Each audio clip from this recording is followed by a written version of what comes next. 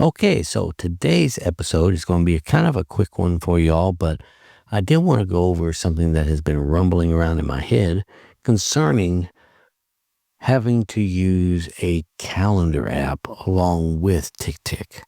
Now, as we well know, TickTick already has a calendar, but a lot of people, including myself, have been using the actual calendar app, like Apple Calendar or Google Calendar, to put in our events, and then all our tasks go into TickTick. But I've been looking for a way to escape having to go to different apps and everything, right? Because the problem is that I can sync Google Calendar or Apple Calendar to TickTick all day long, and that's not really the problem. The problem lies in is that I just don't like the way it's integrated inside of TickTick, because on the calendar view of TickTick, you'll see whatever that event is that's happening that day, but you can't click it off. Now you can archive it, which I've been showing y'all that you can't archive it when you're done with it, but you can't move it around. If you need to, reschedule or whatever, you got to go back out of TickTick, go into the calendar app, move it around. It's just unnecessary nonsense, to be honest with you. So I came up with another idea, and I'm going to be testing that in the next few weeks. But so far, it's been working out pretty well. And what is that idea? Well, I wanted a all-in-one, and I've been searching for this for years, but apparently nobody can seem to do it on the app making front. But I've been looking for, probably quite a few years, a app that would allow me to have my events and my tasks all in one little area. And the closest I ever found was TickTick. Well, but I still had to use Apple Calendar or what have you. Well, now I kind of figured it out. However, I will give this caveat.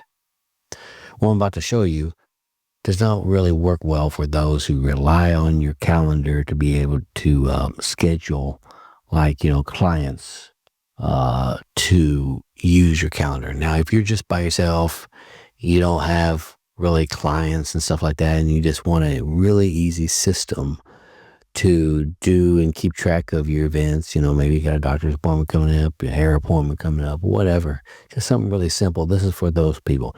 If you're looking for something like Calendly or, one of those apps out there that, helps people know what time blocks are available for scheduling appointments with you, the same for you.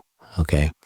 But for me, I don't really have any of those problems. I don't have anything where I have to show people what my availability is.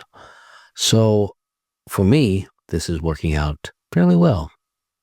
So let's say, for instance, I have a doctor's appointment coming up. Okay. Well, typically I would go pull up my calendar. I'd go to Apple Calendar and pull it up and put it in there. But now what I do is I go ahead and I can either do it in the task list here, or I go to the date that I'm going to do it on, right? So let's say I have a doctor's appointment. I just found out it's at 1 p.m. on Tuesday. Okay. So I'm like, okay, that's fine. So what I can do here is I go ahead and type in doctor's appointment. Okay. And then I can go ahead and put in where I want it. So I've added a list to my personal and my Hampton Inn and my other side hustles, and that is scheduled events. So I have projects, one-time tasks, recurring tasks, and then scheduled events. So what I've done here is I go ahead and put it in scheduled events because it's a personal doctor's appointment, right? And now it is scheduled, and then I can drag it for however long I want it to be. So now the cool thing about it is, let's say, for instance, I need to cancel that appointment.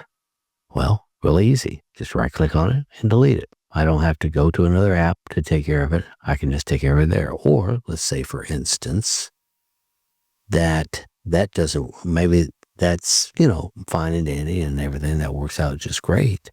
But what happens if I want to move it? Well, the same thing applies, right? So I can put this in here. And if y'all have been paying attention to my episodes, I kind of showed you a little shortcut here that you can do for your list. It's just hit shift and the tilde key. But let's say, for instance, it's on this day, and I come to find out that I want to move it to another day. Maybe I need to postpone it to another day. Well, same deal. Just go here, select the date that you need to postpone it to. Man, I need to postpone it to the 14th, right? And boom, it's now scheduled for the 14th. I don't have to go to another app. I don't have to do anything. And the kind of cool thing about it is that when you go to, say, your tasks here and you go to that scheduled events, you can see all of your scheduled events for that time. Now, if you notice, some of my events in here are recurring. So why didn't I put them in recurring? Because recurring is usually for just tasks. So I wanted to keep it separate. So I can have in my scheduled events, I can have recurring and one-time scheduled events all in one area because it ain't going to be that full. Trust me. For me, I don't have that much.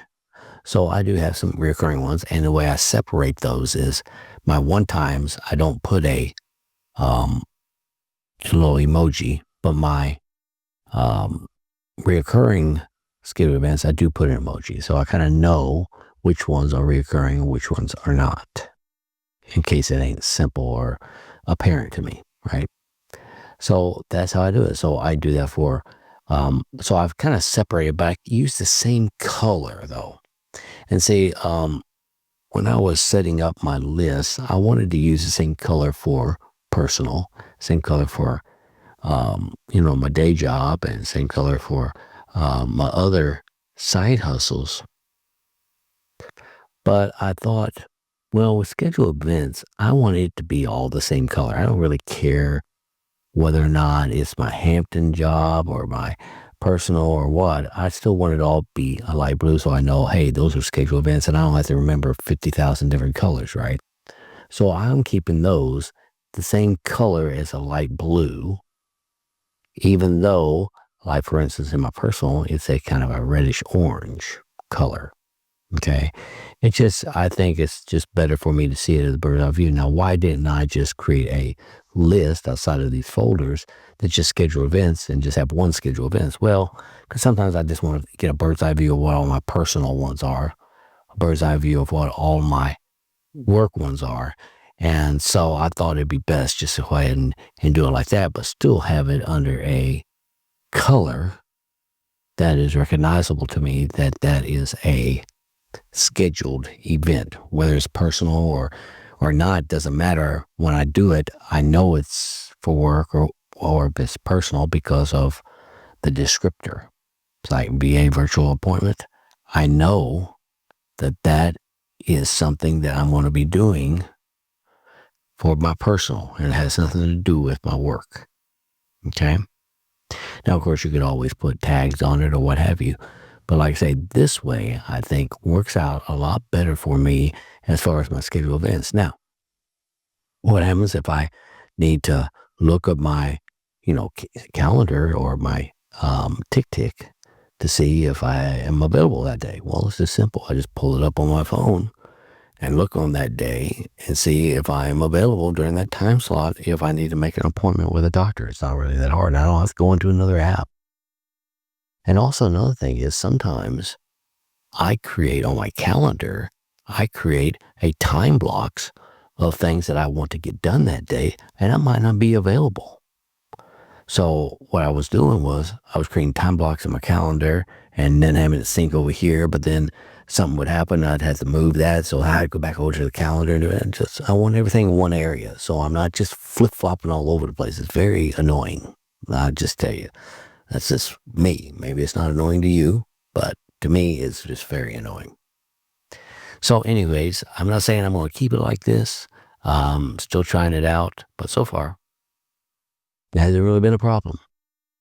So, like I say, though, if you are, using your calendar for scheduling people to meet you or whatever, clients and such like that, this might not work for you.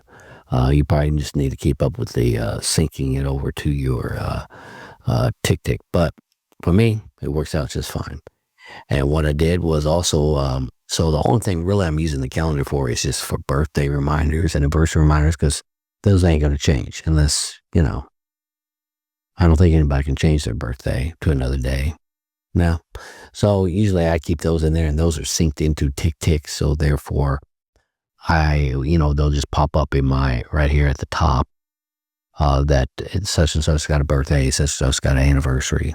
Right. So those will still come over, and I don't really need to do anything with them. I'll never have to move them or this or that. So those come over, but everything else, all other scheduled events and everything is now in this new way that I'm doing with TickTick. So anyways, I hope that was clear. Sometimes I ramble, but if it wasn't, feel free to leave me a comment right down below. And if you like this episode and want to see more of them in the near future, make sure you like this video as well as subscribe to my channel.